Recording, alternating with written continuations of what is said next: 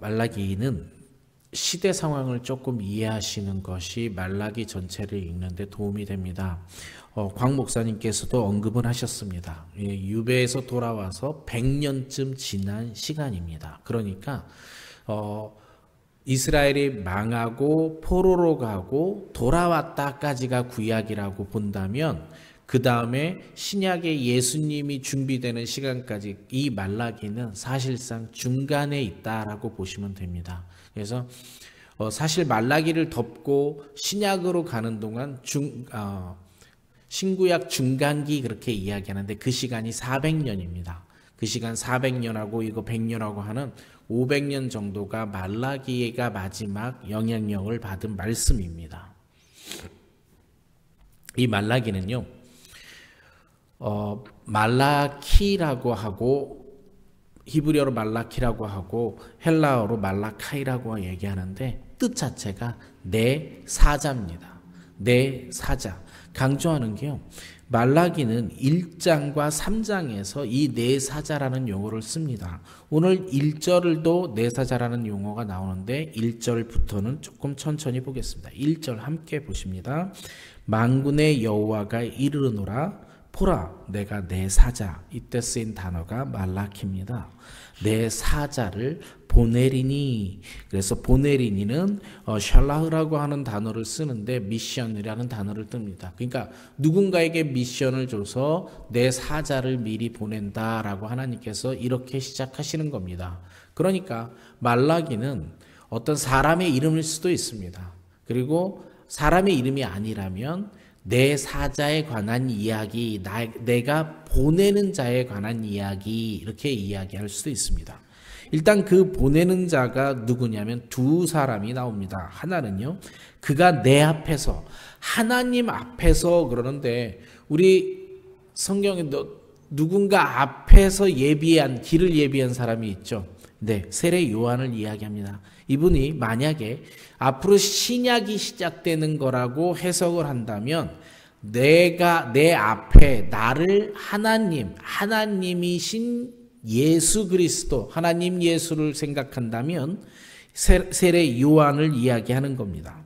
그리고 내 앞에서 길을 준비할 것이요 또 너희가 구하는 바 주가 갑자기 그의 성전에 임하리니. 그가 갑자기 그의 성전입니다. 참, 그가 갑자기 그의 성전에 임하리니 예수 그리스도를 이야기합니다. 예수 그리스도는 물리적으로 이스라엘 성전에도 거하셨지만 예수님 스스로 내가 성전이라고 이야기하셨습니다. 갑자기 이 땅에 성육신 되어진 예수 그리스도가 임할 거라는 것을 예언하고 있는 겁니다. 곧 너희가 사모하는 그리워하고 기다리고 있는 바 언약의 사자가 임하실 것이라 이렇게 되어 있습니다. 언약의 사자 예수 그리스도를 이야기합니다. 예수 그리스도를 이야기하고 이 언약의 사자는요, 오늘 언약의 사자를 묵상해 보려고 하는 겁니다. 이 단어를 묵상해 보려고 하는데 언약의 사자는 몇 군데에 성경에 쓰여져 있습니다. 최소 3군데에 이사야 선지자에 써 있고요. 예레미야 선지자, 예레미야서에 예레미야 선지자가 예언을 했고요. 에스겔 선지자도 에스겔 선지서에 보면 예언되어져 있습니다. 각 장 몇 장씩 이렇게 두세 장씩 언약의 사자라는 단어가 나옵니다. 제가 그 중에서 예레미야 31장에서 33절까지를 낭독해 드리겠습니다. 봉독하겠습니다. 31절입니다. 예레미야서 31장입니다. 안 찾으셔도 제가 읽어 드리겠습니다.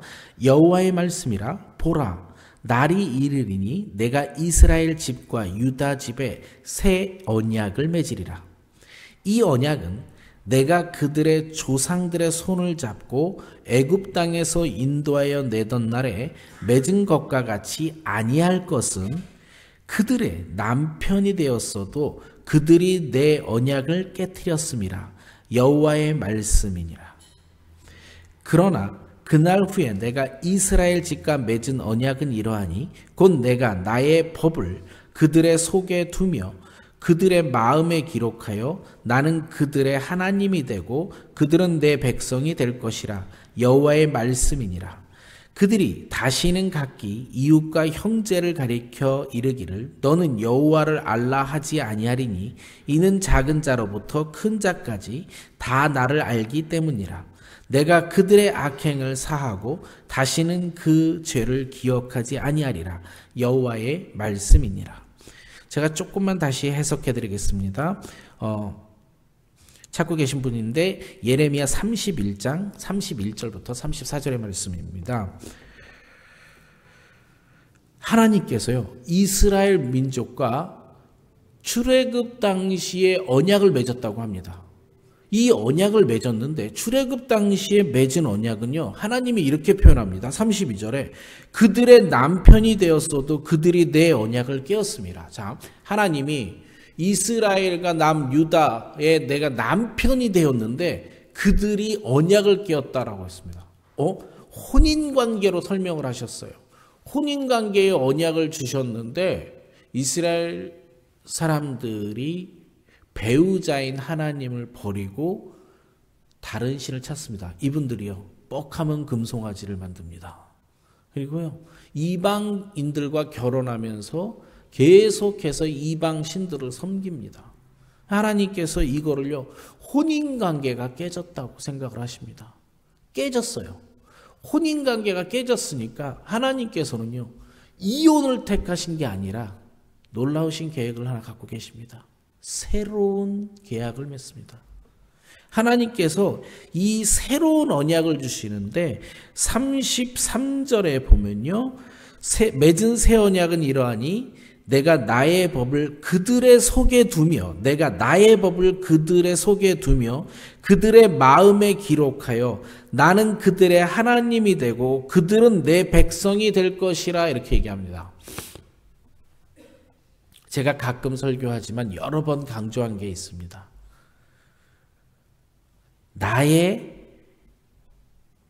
하나님께서 나의 법을 그들에 두신다라고 했는데 율법을 의미하고요. 율법의 완성은 예수 그리스도를 의미하고 말씀을 얘기합니다. 로고스인 말씀을 얘기해요.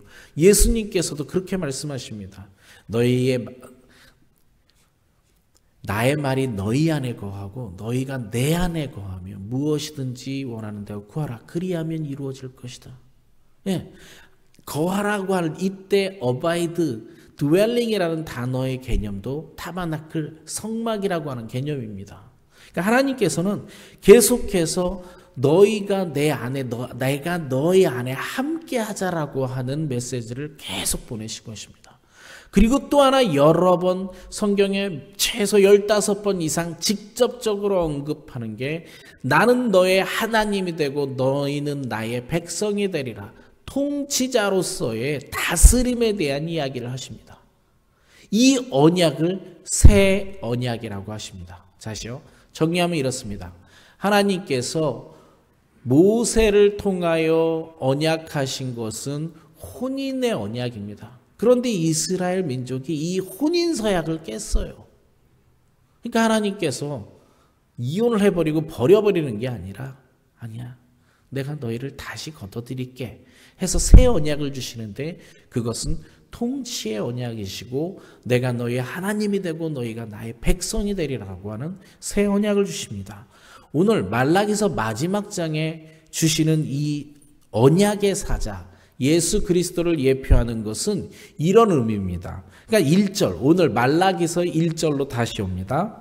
말라기서 1절로 다시 오면 너희가 사모하는 바 언약의 사자가 임할 것이라 이렇게 얘기했습니다. 그러니까 자, 이 시대 상황을 아까 제가 말라기를 이해할 때는 시대 상황을 이해하는 것이 좋다 그랬는데 시대 상황을 다시 보면 이런 겁니다. 스룹바벨이나 느헤미야나 학개와 같은 사람들에 의해서 1차, 2차, 3차의 이 유배에서 돌아왔습니다. 이스라엘의 성전을 건축하기 시작해서 재건하였습니다. 그럼 이스라엘 민족은 이런 겁니다. 하나님께서 성전을 회복하면 성전을 재건하면 회복시켜 주시겠다 이렇게 말씀하셨으니까 솔로몬의 영광을 다시 기다리는 겁니다. 우리가 이제 성전을 회복했으니까 하나님께서 우리를 귀하게 쓰실 거야. 그래가지고 주변 국가를 다 물리쳐 주시고 우리가 세상의 중심이 되고 재상 국가가 될 거야라고 하는 것을 기대하고 있는 겁니다. 그걸 사모하고 있는 겁니다. 그걸 사모해요. 이걸 사모하고 있으니까 이제는 메시아만 오면 우리는 대빵 나라가 될 거야. 우리가 통치 국가가 될 거야. 이걸 기다리고 있는데 100년이 흘렀어요. 이걸 기다리고 있는데 100년이 흐르니까 어떻게 되냐? 조금씩 세대가 변하면서 타락하고 있는 겁니다.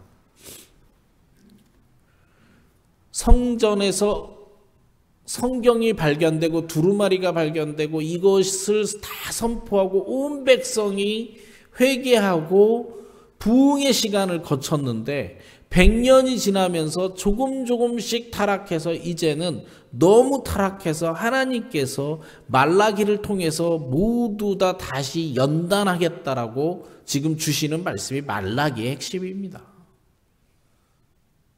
네. 그렇게 하나님께서 너희를 연단하겠다라고 얘기하는데 동상이몽을 꿈꾸는 2절에서 3절 하나님께서는요. 메시아가 오시면 언약의 사자가 오시면 연단하겠다라고 말씀하시는데 이스라엘 백성은 여전히 환상을 꿈꾸고 있습니다. 2절과 3절입니다. 그가 임하시는 날에 누가 당하며 그가 나타나는 때에 누가 능히 서리요. 그는 금을 연단하는 자의 불과 표백하는 자의 잿물과 같을 것이라. 그가 은을 연단하며 깨끗하게 하는 자 같이 앉아서 레이 자손을 깨끗하게 하되 금, 은같이 그들을 연단하리니. 이렇게 되어 있습니다. 자, 여러분, 풀무불에 들어가서 견딜 금도 없어요. 금속이 없어요. 사람이라면 이 연단을 견딜 자가 없을 겁니다. 근데 그걸 꺼내가지고요, 잿물에다가 표백한답니다.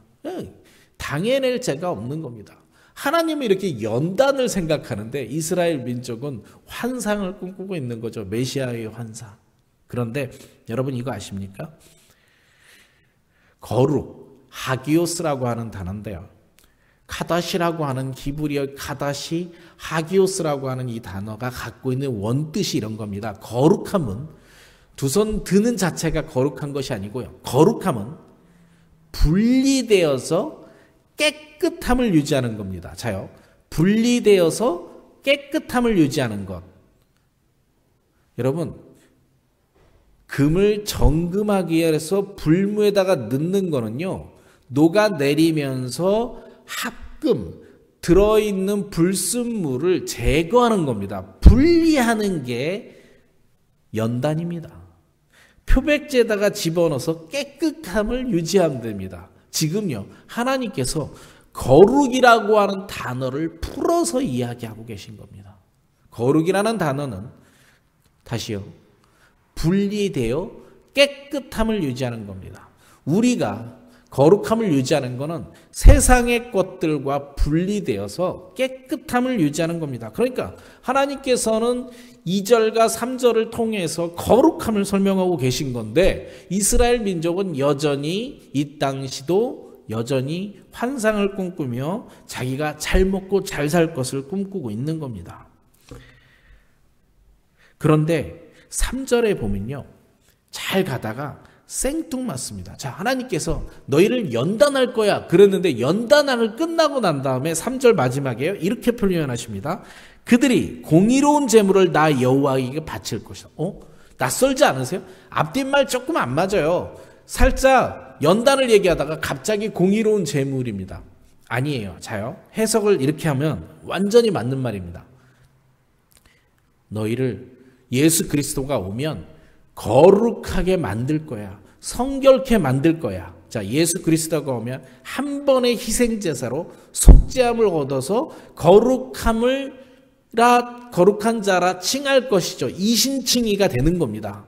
거룩해지는 거예요. 거룩하게 여겨지는 거니까. 그리고 우리는 그 삶의 과정, 성화 과정 가운데서 거룩한 삶을 살아갈 겁니다. 그렇게 거룩한 삶을 살아가는 사람들이 드리는 제물, 그것이 공의로운 제물입니다. 그런데 자, 속죄제는 우리에게 더 이상의 속죄제는 이론상은 필요 없습니다. 이론상은. 왜? 예수님께서 이미 모든 것을 속죄하셨으니까. 그렇지만 우리에게 여전히 필요한 것은 화목제고 우리에게 필요한 것은 그런 것들인 겁니다. 그런데 이스라엘 백성이 타락하다 보니까 제사장이 제물을 따로 하고 흠 있는 제물을 드리고 하니까 거룩해지면 공의로운 제사, 제물을 하나님께 바칠 것이다 라고 이야기를 합니다. 그렇게 되면 4절 그렇게 되면 그때의 유다와 예루살렘의 봉헌물이 옛날과 고대와 같이 나 여호와께서 기쁨이 되리라. 우리 거룩한 성도, 거룩함이라 칭함받은 우리에게 공의로운 제사, 공의로운 예배를 드려라. 그리하면 내가 받아들일 것이다. 그리고 내가 기뻐하겠다라고 이야기를 하는 겁니다. 그러면서 5절에 경고하고 계십니다. 내가 심판으로 너희에게 임할 것이라. 점치는 자에게와 가늠하는 자에게, 거짓 맹세하는 자에게 이렇게 나오는데, 점치는 자에게 우리는 점 안 칠까요? 점 칩니다. 저는 제가 쓰는 용어 중에 기독교 무당이라는 용어를 씁니다. 왜 기독교 무당이냐면요, 거룩한 할머니, 거룩한 권사님께 가가지고 점치잖아요. 우리 사업하면 될까요? 안 될까요? 점치는 거하고 똑같은 거예요. 예언은 말씀을 맡기는 것이 예언이에요. 말씀에 따라 살아가는 것이 예언되어지는 것이고요. 이미 우리는 다 예언되어져 있어요. 의롭다 칭해 주셨고요. 천국을 주신다고, 영원한 나라를 주신다고 다 예언되어져 있어요. 그런데도 불구하고 우리는 그 작은 점을 치러 가는 거예요. 그 다음에 간음하는 자에게, 이 간음은 기독교인에게 간음이라고 하는 건 상대 배우자를 찾는 게 간음이지만, 하나님께서 혼인 언약을 주셨는데 이스라엘 민족이 다른 신을 찾는 걸 간음이라고 표현하듯이 이런 간음인 거예요. 레위기 19장의 거룩함을 설명하면서 제일 첫 번째가 내 아버지를 공경하라예요. 자, 아버지가 있는데 아들, 딸이 아버지, 어머니를 납두고 계속 옆집 아줌마, 아저씨한테 가서 의논하고 상의하고 그들이 부모처럼 한다면 진짜 부모는 마음 상하는 거예요. 하나님께서 정말 부모인데 옆집 시내 가가지고 계속 의지해요. 우리가 어려울 때 이 간음을 쉽게 생각하면 안 돼요. 우리가 어려울 때요, 세상 사람들은 어려우면 술 먹어요. 그 술에 의지해요. 그거에. 또요, 세상 사람은 어려우면 친구 찾아가서요, 계속 내 한탄을 해요. 나는 옳은데 내 한탄을 좀 들어내. 이 간음과 같은 거예요. 이 세상 사람들은요, 정말 세상에 하나님이 나와 함께 하심을 믿는 것이 아니라 돈을 모아서 돈이 나의 미래를 확보해 줄 거라고 믿습니다. 이런 자체가 전부 다 간음일 수 있어요. 하나님께서 혼인관계로 맺은 이스라엘과의 언약을 파기한 거 우리예요. 그래서 새 언약을 주신 거예요. 그 새 언약의 사자 예수 그리스도. 그 예수 그리스도가 오면 우리를 정결케 속죄해주고, 그리고 우리를 거룩함이라 칭하고 하나님께서 다시 기뻐하는 제사를 드리겠다고 말라기 3장에서 지금 말씀드리고 있는 거예요. 그리고 나면 그렇게 거룩한 자들이 할 수 있는 것이 무엇이냐? 거룩한 제물의 가장 첫 번째 조건이 뭐냐? 11조다. 그래서 8절부터는 11조에 관해서 이야기를 하고 있는 겁니다. 일맥상통하는 거예요. 쫙 하나님께서 계속해서 이야기하고 있는 겁니다. 오늘의 말씀의 결론은 이겁니다. 7절 보면요, 이렇게 되어 있습니다. 만군의 여호와가 이르노라. 너희 조상의 날로부터 너희가 나의 규례를 떠나 지키지 아니하였도다. 그런즉 내게로 돌아오라. 제가 오늘은 말씀을 돌아오라, 여기다가 네모칸을 치고 주제를 칩니다. 여러분, 돌아오라는 이 한 단어가 혹시 가볍게 들리시나요? 이 돌아오라고 하는 건요, 죄라고 하는 것과 회개를 포함합니다. 여러분, 이거 잘 제 몸을 한번 봐보세요. 이 방향으로 가고 있다가 이렇게 도는 걸 돌아간다라고 표현합니다. 죄는요, 방향성의 문제입니다. 하나님을 향해야 되는데 내가 세상을 향하는 것 자체가 죄입니다. 헬라어 하말티아라는 말이 죄인데, 하말티아라는 원어의 뜻은 이런 겁니다. 빗나간 화살, 빗나간 관역. 일로 가야 되는데 화살을 탁 쐈는데 저기 가서 박히는 겁니다. 이게 죄예요. 하나님을 향한 삶이야 되는데 세상을 향한 삶이 되면 이것이 죄인 겁니다. 그리고 이 방향을 돌리라는 뜻인데 이것을 회개라 표현합니다. 회개, 메타노이아는 change one's mind, 내 생각을 돌이키는 것을 메타노이아라고 얘기합니다. 그러니까 자 이런 겁니다. 세상을 향해서 내가 걸어가고 있는데 아니야. 이 방향이 잘못되었어를 깨닫는 것이 죄를 깨닫는 겁니다. 그리고 내가 하나님을 향해 몸을 돌리는 것, 그것이 회개입니다. 하나님께서 그 말을 오늘 이렇게 얘기하십니다. 돌아오라. 회개하라. 회개하라. 그리하면 나도 너희에게 돌아가리니 하였더니 너희가 이르기를 우리가 어떻게 하여야 돌아갈까? 하나님은 어떻게 하면 돌아갈까? 그랬더니 하나님께서 11조부터 이야기를 하십니다. 네, 오늘의 말씀을 정리합니다. 이스라엘 민족은 성전을 재건하고 회복될 거를 믿고 100년을 기다리는데 오시겠다라는 메시아도 안 오시고, 두 번째로는 자신들의 환상 속에서 메시아를 그리고 있는데 하나님께서는 그렇게 계획하지 않고 계십니다. 성결케 하겠다, 거룩하게 만들겠다라고 이야기를 합니다. 우리도 이 시대도 똑같습니다. 우리는요, 전쟁, 한국 전쟁이 일어난 뒤 70년 동안 부흥의 시기를 맛봤습니다. 그런데 이스라엘 민족은 100년, 그리고 타락은 앞으로 400년 동안 하는데 우리는 벌써 이미 시작을 해버렸어요. 한국 기독교는 벌써 멸망의 시기로 들어가고 있습니다. 이때 하나님께서 원하시는, 하나님의 백성에게 원하시는 것은 거룩함을 되찾는 겁니다. 거룩함을 되찾고 하나님을 향해 삶의 방향을 돌이키시기를 원하십니다. 오늘 아침 하나님께서 주시는, 우리에게 주시는 말씀은 언약의 사자입니다. 언약의 사자 예수 그리스도를 다시 한번 묵상하고 그분을 더욱 사랑하는 하루가 되었으면 좋겠습니다. 잠시 우리가